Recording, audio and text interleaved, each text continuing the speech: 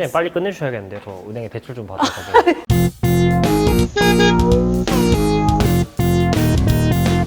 자, 여러분 반갑습니다. 안녕하세요. 반갑습니다. 자, 여러분 오늘은 말이죠. 딱 보니까 옷이 블랙이네. 블랙. 야, 오늘 제가 드리고 싶은 말씀하고도 조금 일맥상통한 면이 있는데 블랙. 왜요? 좀 캄캄하네. 그런가? 자, 오늘 제가 여러분들한테 들려드릴 말씀은 테이퍼링입니다. 테이퍼링. 요즘에 기사 같은 거 보시다 보면 네. 많이 나올 많이 거야. 맞아요. 진짜 많이 보여요. 이거 이제 보통 사전적인 용어는 말이죠. 이런 겁니다. 선수들이 게임을 앞두고 엄청나게 연습 많이 하잖아요. 맞아요. 근데 게임 날이 다가오게 되면 그 연습량을 점차 줄여갑니다. 최고의 관리를 위해. 그렇죠. 요걸 테이퍼링이라고 합니다. 근데 이게 스포츠에서 쓰이는 용어가 요즘에는 경제 용어로 핫하잖아. 그게 시작이 2013년도에 FRB라고 있다. 네. 미국의 재정 정책을 담당하는. 거기에 의장이 네. 벤 버냉키라고 그분이 의장일 때 테이퍼링이라는 얘기를 꺼내게 됩니다. 처음. 그때부터 경제에서는 하나의 핫한 단어로 쓰이게 되죠. 자, 근데 말이죠. 테이퍼링을 설명드리기 위해서는 미리 알고 가야 되는 게 한 가지가 있어요. 바로 양적 완화. 양적 완화. 코로나 때 많이 들은 것 같아요. 코로나 때 많이 들으셨죠? 네. 우리가 그 전으로 시계를 2008년도 정도로 돌아가 보면 리만 브라더스 부도나면서 그때 금융위기가 발생합니다. 시중에 돈이 돌지가 않게 되는 그때 난국을 타개하기 위해서 꺼내든 카드가 양적 완화라고 하는 카드입니다. 양적 완화는 쉽게 얘기하게 되면 양적으로 돈을 시중에다가 공급한다고 생각하시면 돼요. 물량으로 좋다. 다 이렇게 꽂아주는 거. 다 꽂아. 정하나 1,000만 원, 나는 1억. 재정 정책은 그렇게 하지는 않습니다. 이 양적 완화가 어떻게 되는 거냐면 이렇게 되는 겁니다. 중앙은행 아시죠? 중앙은행. 네. 중앙은행이 있고 시중은행이 있잖아.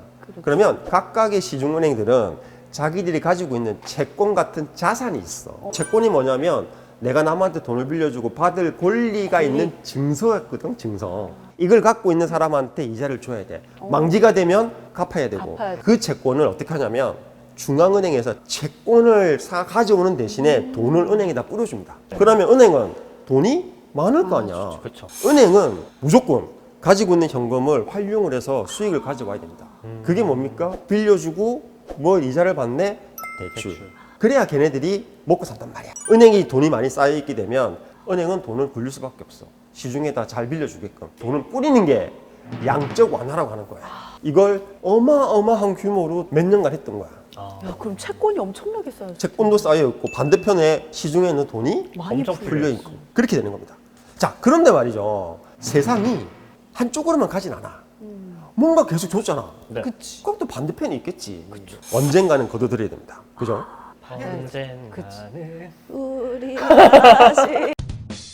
근데 봐봐요. 돈일 때까지 매달 몇십 조씩 뿌리고 있다가 어느 날 순간 딱 문을 닫아버렸어. 그러면 경제가 어떻게 되겠어? 휘청. 휘청 충격받겠지. 그쵸. 그럼 어떻게 해야 될까? 서서히 줄여나가는 겁니다. 뭐를? 양적 완화를.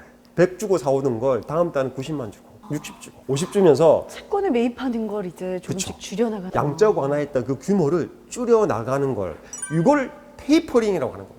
그러니까 양적 완화만 처음부터 끝까지 갈 수는 없는 거야. 언젠가는 테이퍼링을 통해서 시중에 많아졌던 돈을 가지고 가야 돼. 왜 그래야 되냐면 시중에 돈이 많다고 해서 다 좋은 게 아닙니다. 시중에 돈이 많지 그럼 그 돈 어디 갈까? 부동산?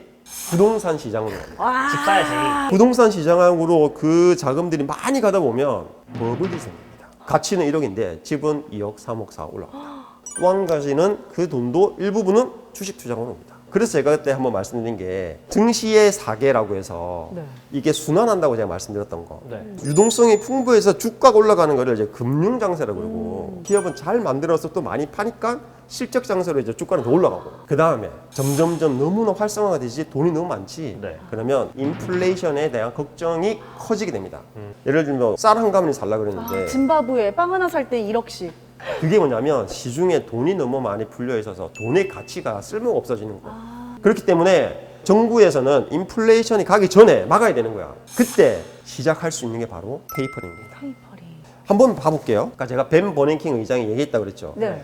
그분이 얘기하고 난 다음에 연말부터 실제로 테이퍼링이 한번 있었습니다. 그게 이렇게 나온 겁니다. 한번 봐볼까요? 주로 채권을 사들이는데 여기 보면 그냥 참고로 TV라고 되어 있고 MBS라고 되어 있는 게 있습니다. 이 TV라고 하는 거는 미국 국채라고 보면 되겠다. 네. 쉽게 얘기하면 또 사온 게 뭐냐면 MBS라고 네. 우리 주택담보대출 받죠. 네. 그러면 네. 담보대출 30년짜리를 가졌다. 그러면 은행은 30년 뒤에 원금을 받게 되잖아. 빌려준 원금을 받아서 또 다른 사람들 빌려주기 위해서는 30년 기다려야 되지. 그렇죠. 너무 길어요. 길지. 그럼 어떻게 하냐면 받을 수 있는 권리를 자산 유동 회사를 통해서 팔아버립니다. 할인해서. 그러면 그 돈이 나한테 들어올 거 아니야. 네. 그 돈 가지고 또 나한테 대출 줘. 그 채권 가지고 또 자산 유동화 회사한테 팔고 또 현금 받고 돌리고 팔고 돌리고 팔고. 그러면 자산 유동화 회사에서는 그걸 가지고 이제 기간 투자자는 파는 거야. 봐봐라. 이자가 안 깎이고 잘 오는 채권이 있어. 요거 투자하면 너희들이 1년에 몇 프로씩 나올 수 있으니까 요거 사. 이렇게 제품을 만든 게 MBS야. 그때 돈을 갚을 수 없는 사람한테까지 대출을 해주고 그 채권 가지고 MBS를 만들어서 다른 기관 투자자한테 팔았는데 정리가 안 돼서 여기가 무너지면서 줄줄이 와르르 무너졌던 게 바로 리만 브라더스. 그래서 줄줄이 다 무너지고 와르르. 신용 경색이 발생을 한 거야. 시중에서 돈을 안 빌려줘. 그러니까 어떻게 했다고? 양적 완화 정책을 실시하게 된 겁니다. 그런데 2013년도에 벤 버냉킹 의장이 테이퍼링 얘기를 했습니다. 1달러 1,000원으로 계산할게요. 네. 12월부터 시작을 했는데 85조어치를 샀다가 네. 그 다음 1월 달에는 얼마 샀습니까? 75조. 65조 쭉 내려와가지고 다음에 11월 달에는 매입을 안 했습니다. 0이네요. 딱 보시면 알겠죠. 아, 이게 사들이는 양이 줄는구나. 요게 테이퍼링이야. 사실 개념은 심플해. 근데 이게 왜 중요하냐면 테이퍼링이 이거 하나로만 끝나는 게 아닙니다. 뒤에 있는 비하인드 스토리를 이해를 해야 되는 거야. 자, 줄였잖아. 네. 그 전까지 넉넉해서 네. 이렇게 다 빌려줬는데 계속 주네? 줄고 하면 시중에 돈은 상대적으로 부족하겠죠. 네. 부족하면 금리는 높아져요. 오팔 수밖에 없죠. 그러니까 줄인다는 말의 뒷뜻은 뭐냐면 시중의 금리가 올라갈 확률이 높아진다.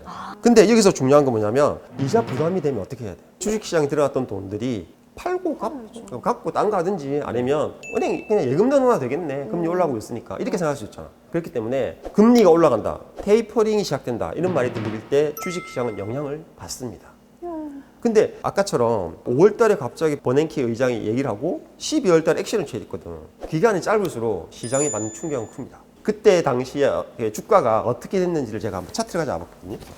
미국 다우존스 무서워. 보기 싫어. 봅시다. 이 선이 2014년이죠. 12월부터 13년 12월부터 테이퍼링을 시작했다 했죠. 그럴 때 이게 쭉쭉쭉쭉 이렇게 됩니다. 아니, 이게 저- 일간입니다. 일간. 이렇게 충격적으로 빠집니다. 중요한 건 이겁니다. 이때 테이퍼링의 특징이 뭐냐면 시장이 너무 충격을 받았어. 우리는 이런 거를 하드 랜딩이라고 경착륙이라고 하지. 둘 다 어려운 말인데요. 어떤 제도가 바뀌거나 이슈가 발생했을 때 시장이 받는 충격을 부드럽게 갖는 거를 소프트 랜딩, 연 착륙이라고 하고 충격을 받았어. 깜짝 놀래가지고 시장, 뭐야 이렇게 움직일 때를 하드 랜딩, 경착륙이라고 합니다. 지금 2014년도 케이스가 아마 그렇게 경착륙 케이스로 보시면 돼요. 전 세계 시장 다 놀랐습니다. 여기에 영향을 가장 크게 미치는 기관이 어디냐면 버냉키 의장이 있었던 미 연준입니다. 그런데 9월달 연준의 발표를 보면 테이퍼링이 생각보다 빨리 올 수도 있을 것 같다는 얘기를 했습니다. 그래서 다음 회의 때가 이제 긴장이 되는 거야. 이런 얘기가 있었거든요. 기준금리를 올리는 시점이 한 2023년쯤 될 거다라고 생각을 했는데 이걸 땡겨야 되겠다는 얘기가 많아지고 있는 거야. 그런 와중에 만약에 테이퍼링까지도 이제 시작하겠다라고 하면 시장은 이제 확실하게 이제 금리가 올라가는 쪽으로 생각을 하게 되겠죠. 캄캄한 이유가 있었네. 근데 있었네. 그렇게 했다 그래서 이렇게 주식시장이 아까처럼 다 꼬꾸라져서 뭐 이렇게 완전 망가지긴 하진 않지만 어쨌든 단기적인 충격은 피할 수가 없다.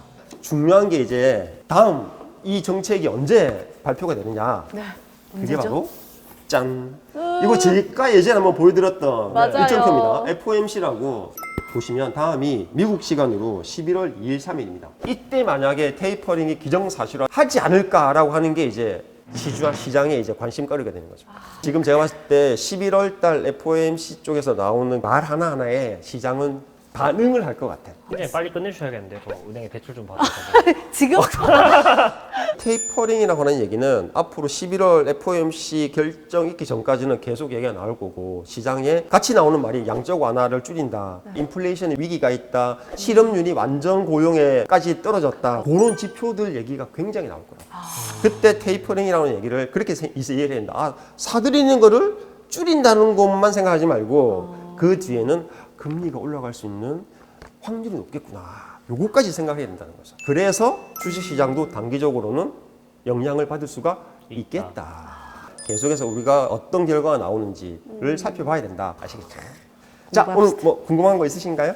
미국 테이퍼링 하는 거랑 우리나라에 영향이 많이 끼치나요? 제가 따로 한 시간을 얘기를 해야 되는데 그냥 빨리 얘기해드리면 테이퍼링을 시작한다. 오히려 반대로 채권을 팔 수도 있어. 시장에. 내가 중앙은행이야. 채권을 팔고 돈을 땡겨. 중앙은행에서 돈을 흡수하면서 시중에 돈이 없어져. 금리는 올라가.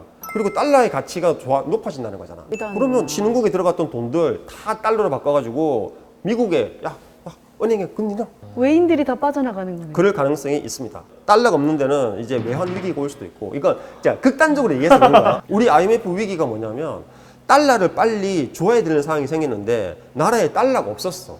그래서 부도나기 전에 IMF에다 달러를 빌려온 거야. 외환 위기가 그렇게 오는 겁니다. 그렇기 때문에 이 FOMC에서 하는 그 발언들이 그만큼 전 세계 경제에 영향을 줄 수 있다. 정말 중요한 회의네요. 아, 그럼요. 11월 달입니다. 자, 여러분. 오늘은 테이퍼링에 대해서 말씀을 드렸습니다. 테이퍼링이라는 말 자체는 단순한 의미를 갖고 있지만 그 뒤에 숨어있는 금리에 관련된 주식시장의 영향 이런 것들은 꼭 한번 여러분들이 체크해 보시기를 바라겠습니다. 자, 오늘은 여기까지. 그럼 여러분 안녕. 안녕. 구독과 좋아요. 눌러주세요. 귀여워. 까만 애들 둘이서 이렇게.